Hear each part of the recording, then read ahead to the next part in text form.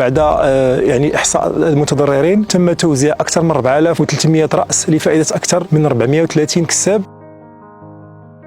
تنفيذا للتعليمات الملكية السامية لصاحب الجلالة الملك محمد السادس نصره الله وأيده، قامت مصالح الوزارة بإعداد برنامج عمل استعجالي بإشراف فعلي السيد وزير الفلاحة وبتنسيق تام مع السيد عامل إقليم شيشاوة، حيث هذا البرنامج تمحور على 4 نقاط أساسية أو محاور أساسية. المحور الأول هم فك العزلة عن الساكنة، وذلك عن طريق استصلاح المسالك الطرقية، توسيعها التي ضرت من الزلزال على طول 10.6 كيلومتر بتكلفة تناهز 7.8 مليون درهم، حيث فكت العزلة عن أكثر من 2500 نسمة. المحور الثاني هو دعم سلاسل الإنتاج الحيواني، حيث تم توزيع الشعير بالمجان كعلف للماشية لفائدة أكثر من 2600 كساب بواحد الكمية قدرها 90,000 قنطار. أما بالنسبة للعملية الثانية اللي كتهم هذا المحور ديال دعم سلاسل الإنتاج الحيواني، وهي عملية ديال التعويض ديال الماشية اللي تفقدات بسبب الزلزال لفائدة الكسابة، حيث بعد يعني إحصاء المتضررين تم توزيع أكثر من 4300 رأس لفائدة أكثر من 430 كساب. هذه العمليتين الاثنين